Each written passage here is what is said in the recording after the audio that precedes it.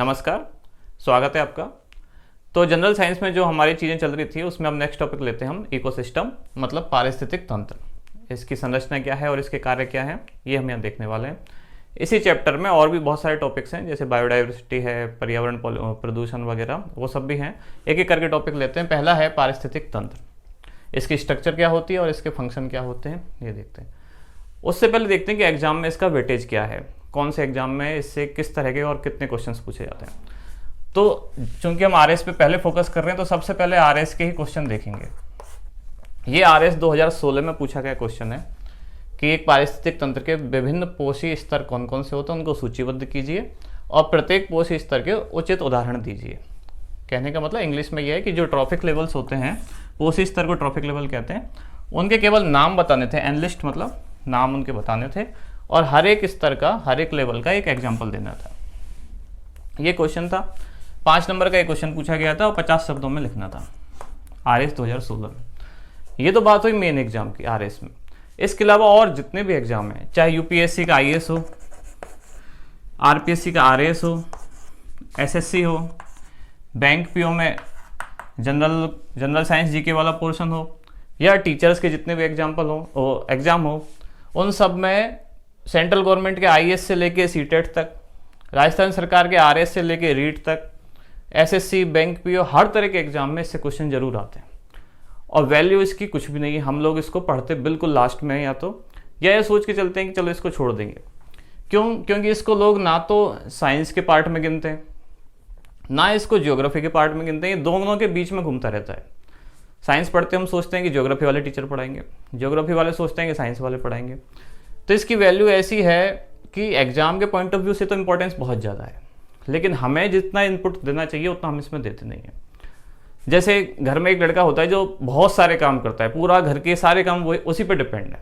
Market के काम हो, घर के काम हो, बाहर के काम हो, हर तरह के काम वही करता है, लेकिन वैल्यू उसकी ना के बराबर होती है।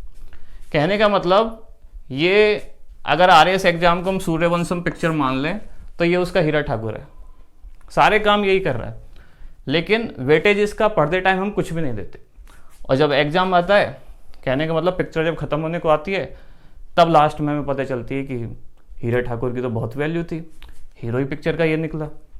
इसलिए अब जब हम यहाँ से स्टार्ट करेंगे तो उसी हिसाब से वेटेज देते हुए चलेंगे। क्वेश्चन अगर मैं आईएएस के यहाँ लिखने लगूँ इसमें से कितने पूछे गए हैं, तो ये बोर्ड लगभग 8-10 बार भर जाएगा। आरएएस मेन एग्जाम का मैंने लिख ही दिया है। प्रीलिम्स के भी क्वेश्चन एक एक करके लिखूँ तो यहाँ बार बार मुझे हटाना पड़ेगा, फिर लिखना पड़ेगा। तो वो आप देख सकते हैं प्रीवियस ईयर के क्वेश्चंस क्या क्या इसमें पूछे गए हैं। तो चलिए अब शुरू करते हैं आज का टॉपिक, पारिस्थितिक तंत्र, इसकी संरचना और कार्य। तो सबसे पहले देखते हैं कि हमें अभी आज की इस वीडियो में क्या क्या देखना है। ये टॉपिक काफ़ी लेंथी है, थोड़ा थोड़ा करके हम देखेंगे। आज देखेंगे इकोसिस्टम शब्द किसने दिया, इसका मतलब क्या है, इसकी डेफिनेशन क्या है, इकोसिस्टम के टाइप्स कौन कौन से हैं, और फिर इसके कंपोनेंट कौन कौन से हैं, घटक इसके कौन कौन से हैं। अभी ये 3-4 चीज़ें देखेंगे, उसके बाद नेक्स्ट अगले वीडियो में देखते रहेंगे। तो सबसे पहले शब्द पे आते हैं, इकोसिस्टम, जिसको हिंदी में हम बोलते हैं पारिस्थितिक तंत्र। ये 2 शब्दों से मिलकर बना है, इको और सिस्टम। इको मतलब यहाँ है इकोलॉजी। अब इकोलॉजी शब्द भी अपने आप में इकोस और लॉगस से बना है। यहाँ हम समझने के लिए करते हैं इकोलॉजी और सिस्टम। कहने का मतलब हमारे चारों तरफ का जो पारिस्थितिकी है वो किस तरह से व्यवस्थित है, वो इकोसिस्टम है। हमारे चारों तरफ जो कुछ भी है, चाहे वो जैविक चीज़ें हैं, अजैविक चीज़ें हैं, पत्थर है, पहाड़ है, प्रकाश है, इसके अलावा जीव जंतु हैं, पानी है, ये सब एक सिस्टम में अरेंज है। हर किसी का एक दूसरे पे डिपेंडेंस है, और ये डिपेंडेंसी कहलाती है इकोसिस्टम। ये शब्द किसने दिया, ये शब्द दिया A.G.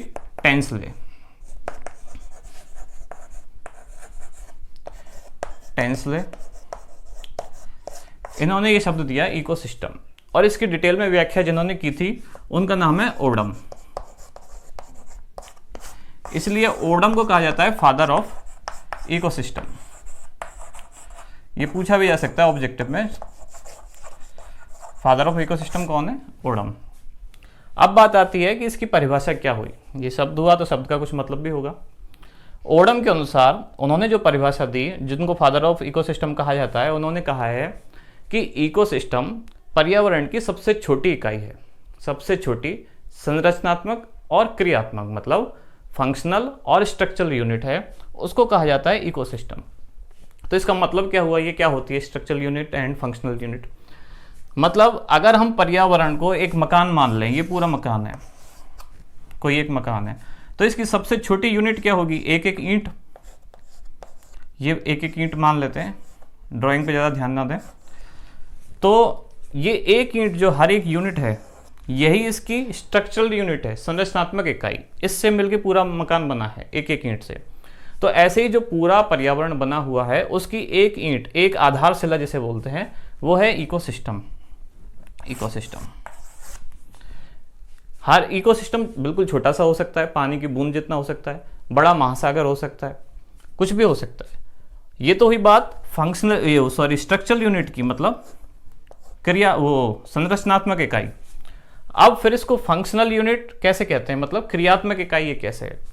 क्योंकि इकोसिस्टम में पर्यावरण में जो भी काम हो रहे हैं, सारे जीव जंतु एक दूसरे पे डिपेंड है। कोई किसी का भोजन है, कोई किसी का शिकार है, कोई किसी का शिकारी है, तो सब एक दूसरे पे डिपेंड है भोजन के लिए, आवास के लिए। तो उनका जो काम चलता है, और उस काम को अगर यूनिट्स में डिवाइड किया जाए, तब भी सबसे छोटी यूनिट जो आएगी वो यही आएगी, इकोसिस्टम। इसलिए इसकी परिभाषा होती है, ये पर्यावरण की सबसे छोटी संरचनात्मक और क्रियात्मक इकाई है। और ये परिभाषा किसने दी? ओडम ने। और इन्हीं को कहा जाता है फादर ऑफ इकोसिस्टम। अब आगे देखते हैं इसके टाइप्स। टाइप कौन कौन से होते हैं?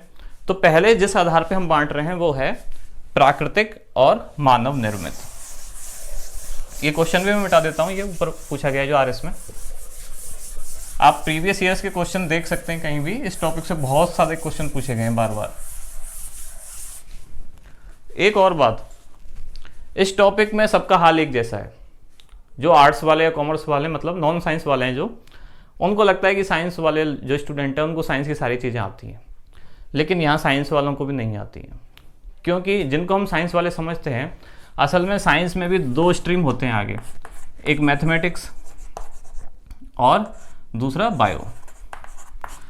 तो जो नॉन साइंस के हैं वो साइंस वालों को सबको समझते हैं कि इनको साइंस के सारे टॉपिक आते हैं, लेकिन इस टॉपिक में मैथ वाले और आर्ट्स वालों में कोई खास अंतर है नहीं। इसमें आर्ट्स वाले भी उतने इंटेलिजेंट हैं जितने मैथ वाले, मतलब दोनों ही जीरो हैं। ये बायोलॉजी में आता है टॉपिक, या तो बायो वाले इसको पढ़ते हैं या ज्योग्राफी वाले पढ़ते हैं जो आर्ट्स में हैं। तो इसलिए जो पहले से थोड़ा डरते हैं कि साइंस का टॉपिक है, ऐसी घबराने वाली बात नहीं है, क्योंकि इसमें साइंस वाले भी बराबर ही हैं। ठीक है, अब आगे आते हैं इसकी टाइप्स जो हैं, इसके प्रकार कौन कौन से हैं वो देखते हैं। पहले डिवाइड किया गया है इसको नेचुरल मतलब प्राकृतिक, और दूसरा आर्टिफिशियल। ठीक है, नेचुरल और आर्टिफिशियल। ये क्या हुआ? जो प्रकृति में खुद है, अपने आप हमें दिखता है, वो है प्राकृतिक, और जो मानव निर्मित है, हमने बनाया है, वो है आर्टिफिशियल। अब हम कोई पारिस्थितिक तंत्र कैसे बना सकते हैं, ये एक सोचने वाली बात है। तो उसका एग्जाम्पल हम देखते हैं। जैसे मान लीजिए एक कोई खेत है, हमने वहां फसल बोई, ठीक है, या हमने एक बगीचा लगाया, अपने घर के लॉन में पेड़ पौधे लगा दिए हमने।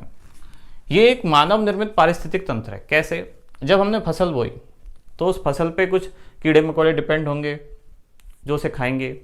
उन कीड़े मकोड़ों को खाने वाले कुछ पक्षी होंगे जो उनको खाएंगे। फसल में जब दाने आने लगेंगे, मतलब अन्न आने लगेगा, तो वहाँ चूहे होंगे, चूहे वहाँ डेवलप हो गए। चूहों को खाने वाले सांप होंगे, सांप को खाने वाले कुछ पक्षी होंगे, फिर उनको खाने वाले दूसरे लोग होंगे। कहने का मतलब एक सिस्टम हमने डेवलप कर दिया, क्योंकि स्टार्ट यहाँ मानव के हाथ से हुई है, फसल हमने बोई, इसलिए इस तरह के सिस्टम कहे जाते हैं आर्टिफिशियल। और अगर एक जंगल है जिसमें मानव का कोई हस्तक्षेप नहीं है उसे बनाने में, खुला जंगल है, वहाँ सारे जीव जंतु एक दूसरे पे डिपेंड है। जंगल में घास उगी हुई है, उसको खाने वाले खरगोश हैं, हिरण हैं, उनको खाने वाले दूसरे मांसाहारी जानवर हैं, चाहे भेड़िया है, लोमड़ी है, फिर उनको खाने वाले शेर हैं। तो वो जो इकोसिस्टम है वो हो गया नेचुरल। अब इनको भी आगे दो टाइप्स में और डिवाइड किया जा सकता है, एक स्थलीय और दूसरा जलीय। अब ये नाम से ही समझ में आ गया होगा, जैसे जंगल, खेत, बगीचे, ये सब स्थलीय हैं। जलीय में हो गए जैसे महासागर, नदी, तालाब, झरने, ये सब जलीय इकोसिस्टम है। अब देखते हैं जलीय के आगे दो पार्ट और हैं, वो इस आधार पर हैं कि जल बहता हुआ है या जल रुका हुआ है। तो अगर बहता हुआ जल है तब उसको बोलते हैं लॉटिक, ये हिंदी में भी ऐसे लिखना है। और अगर स्थिर जल है तब उसे बोलते हैं लैंटिक। लॉटिक इकोसिस्टम और लैंटिक इकोसिस्टम, ये दोनों शब्द इंपॉर्टेंट हैं, इस नाम से भी ऑब्जेक्टिव में क्वेश्चन पूछे जाते हैं। लॉटिक इकोसिस्टम मतलब बहता हुआ, लैंटिक इकोसिस्टम मतलब स्थिर जल। अब बहता हुआ जल का इकोसिस्टम के एग्जांपल कौन से हुए, जैसे नदी, झरना, नाला, ये सब हुए बहते हुए जल, लॉटिक इकोसिस्टम। लैंटिक मतलब स्थिर जल, स्थिर के एग्जांपल जैसे तालाब, जैसे महासागर, जैसे झील। महासागर इसको इस पे ना लिखें तो बस सही रहता है, सेफ साइड रहता है, क्योंकि महासागर में भी महासागरीय धाराएं बहती हैं, तो कई बार उसको कह सकते हैं कि इसमें तो पानी बह भी रहा है, इसलिए सेफ साइड यही है। एग्जाम्पल अगर देने होंगे तो तालाब, झील, सरोवर ऐसे छोटे लिखें। एग्जाम्पल महासागर वैसे इसी में है, पर वो बहुत बड़ा है, उसमें महासागरीय धाराएं भी हैं, बहुत सारी चीज़ें हैं, पानी उसका इधर उधर बहता ही है, इसलिए।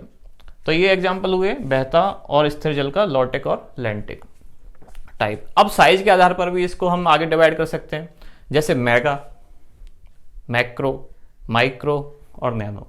मतलब पारिस्थितिक तंत्र का साइज कैसा है, बड़ा साइज है, बहुत बड़ा साइज है, छोटा साइज है, बिल्कुल छोटा साइज है, उस हिसाब से भी इसको आगे डिवाइड किया गया।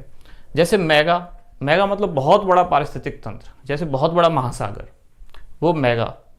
मैक्रो उससे थोड़ा छोटा, जैसे जंगल, बहुत बड़ा जंगल है लेकिन महासागर जितना बड़ा जंगल नहीं होता है, वो उससे छोटा है, तो वो मैक्रो इकोसिस्टम।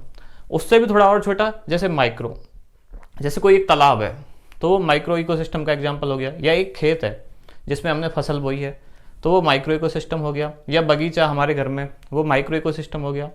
और नैनो बिल्कुल छोटा है, चाहे पानी की एक बूंद है। अब पानी की एक बूंद कोई एक इकोसिस्टम कैसे हो सकती है, बिल्कुल हो सकती है, क्योंकि पानी की बूंद में भी बहुत सारे सूक्ष्म जीव होते हैं, वो उसी पानी में से ही अपना भोजन लेते हैं, उसी पे डिपेंड होते हैं, सूर्य से वो ऊर्जा लेते हैं, तो वो उसी पे डिपेंड होते हैं, तो वो भी अपने आप में एक इकोसिस्टम है, तो उसको कहेंगे नैनो इकोसिस्टम, बिल्कुल छोटा सा इकोसिस्टम। या मान लीजिए अन्न का कोई दाना है, वो सड़ गया है, उसमें फंगस लगी हुई है, तो वो भी एक इकोसिस्टम बन गया है, तो वो भी नैनो का टाइप हो गया। ये हो गए इसके टाइप्स। अब देखते हैं इसके कंपोनेंट्स। कंपोनेंट्स इसके दो टाइप के हैं, एक बायोटिक और दूसरा एबायोटिक, मतलब जैविक और अजैविक। ये क्या होते हैं, पहले एबायोटिक देखते हैं, क्योंकि बायोटिक थोड़ा लेंदी है। एबायोटिक सिंपल सा है, मतलब अजैविक। कंपोनेंट्स हम समझते हैं क्या होता है। कंपोनेंट्स मतलब कोई चीज़ जिन जिन चीज़ों से बन के मिल के बनी होती है, वो होते हैं उसके कंपोनेंट्स। तो जो इकोसिस्टम है वो दो चीज़ों से मिलकर बना होता है, अजैविक और जैविक कंपोनेंट्स, मतलब घटक, जैविक घटक और अजैविक घटक। ये किसके घटक हैं, पारिस्थितिक तंत्र के, इनसे मिलकर पारिस्थितिक तंत्र बना होता है। अब इसके अजैविक घटक कौन कौन से हैं, जैसे प्रकाश, सनलाइट, जैसे तापमान, जैसे मृदा, सॉइल, जैसे जल, और भी ऐसी चीज़ जैसे वर्षा का जल, वही बात होगी वर्षा जल। ये इसके अजैविक घटक हैं, मुख्य ये हैं। और जैविक घटक इसके कौन कौन से हैं, जैविक हैं जैसे उत्पादक और उपभोक्ता। उत्पादक कौन होते हैं, उत्पादक मुख्य रूप से हरे पेड़ पौधे होते हैं जो अपना भोजन स्वयं बनाते हैं, या मतलब कहने का एनर्जी जो प्रोड्यूस करते हैं इकोसिस्टम में, वो हो गए उत्पादक। और उपभोक्ता जो इनको खाते हैं, मतलब शाकाहारी भी उपभोक्ता हैं और मांसाहारी भी उपभोक्ता हैं, वो इसमें आगे इनके लेवल्स होते हैं, ट्रॉफिक लेवल, मतलब पोषण स्तर इनके आगे होते हैं। तो उत्पादक कौन हुए, हरे पौधे हुए।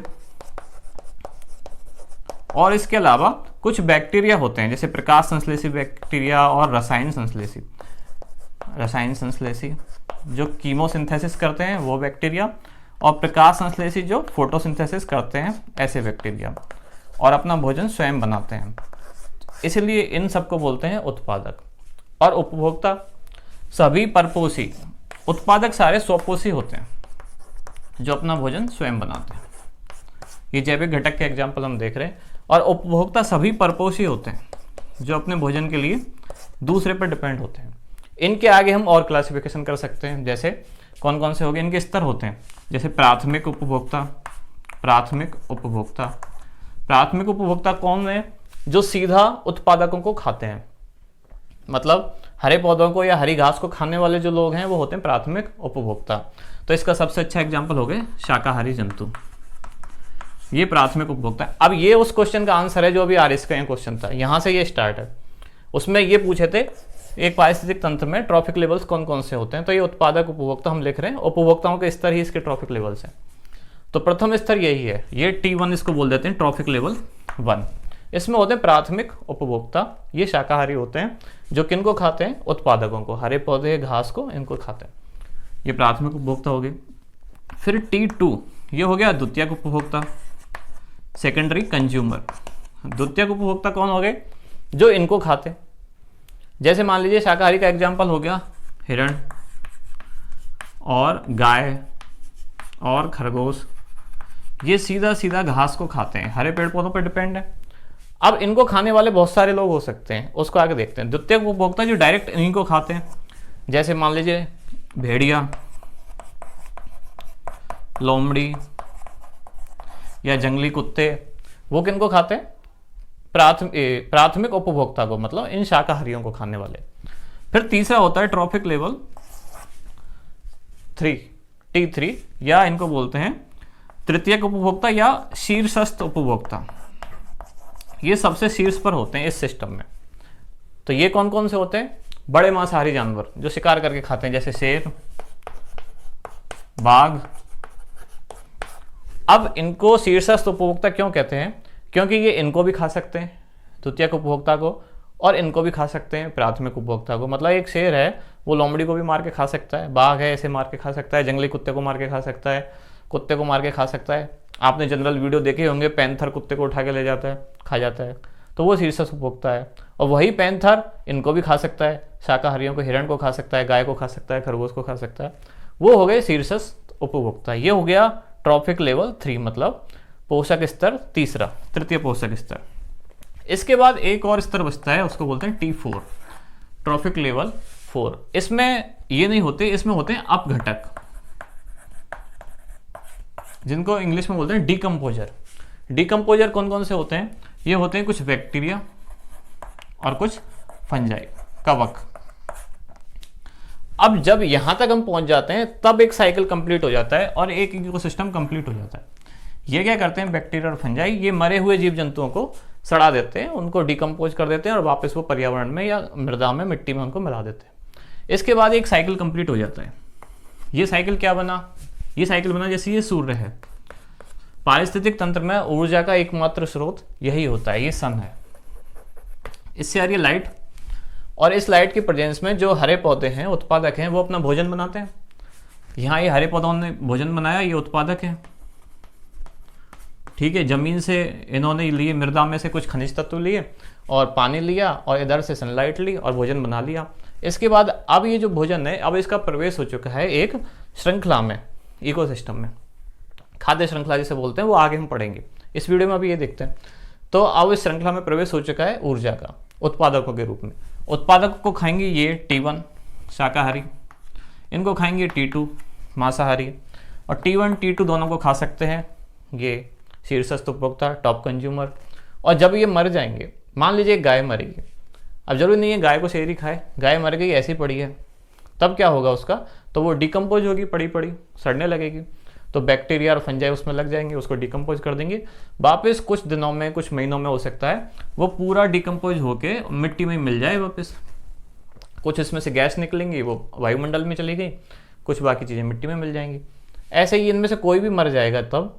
अब जैसे शीर्षस्थ उपभोक्ता है, शेर है, शेर मरा तो इसको किसी ने नहीं खाया, तो क्या होगा? बैक्टीरिया और फंजाई इसको वापस डिकम्पोज कर देंगी, छोटे छोटे पार्ट्स में बांट देंगी, और ये वापस इसी एनवायरनमेंट में, इसी मिट्टी में मिल जाएगा, और ये एक साइकिल कंप्लीट हो जाएगा इकोसिस्टम का, खाद्य श्रृंखला का। ये हम आगे देखेंगे। तो अभी ये 4 पॉइंट जनरल से हुए इसमें कि एबायोटिक फैक्टर कौन कौन से होते हैं। एक बार एबायोटिक फैक्टर और देख लेते हैं। ये है प्रकाश, सनलाइट, सूर्य से आई रही है जो सबको पता है। दूसरा तापमान, ये एकमात्र स्रोत है इकोसिस्टम में एनर्जी का। तापमान ये जीवों के व्यवहार को, उनके आकार को, उनकी हरकतों को नियंत्रित करता है। तापमान कम ज़्यादा होने से जीव प्रवास करते हैं, इधर से उधर, उधर से इधर आते हैं, तो उसी से पर्यावरण भी, इकोसिस्टम भी चेंज होता है। मिट्टी, अलग अलग तरह की मिट्टी में अलग अलग तरह की वनस्पति होती है, अलग अलग तरह के जीव जंतु होते हैं। जैसे जो मरुस्थल में जीव होते हैं वो उस मिट्टी में नहीं होते, मरुस्थल में जो होते हैं वो चिकनी मिट्टी में नहीं होते, चिकनी मिट्टी वाले दलदल में नहीं होते। तो अलग अलग तरह की मृदा अलग अलग तरह के जीव जंतुओं को रहने का कारण बनती है। और जल भी खारा जल है या मीठा जल है, बहता हुआ जल है या स्थिर जल है, उसी आधार पर इकोसिस्टम का निर्माण होता है। ये हुए इसके घटक। अब इसमें आगे रह गया है खाद्य श्रृंखला, खाद्य जाल। उसके अलावा इसके कौन कौन से क्वेश्चन आ चुके हैं वो देखेंगे, और साथ ही इनके ऊर्जा के पिरामिड कौन कौन से हैं, इकोसिस्टम के पिरामिड, जैसे ऊर्जा का पिरामिड, जैसे श्रृंखला कौन कौन सी खाद्य, उसके टाइप, उसके अलावा जैव भार का पिरामिड, संख्या का पिरामिड, ये सब चीज़ें आगे इसमें रह गई हैं, वो आप देखेंगे डिटेल में नेक्स्ट वीडियो में।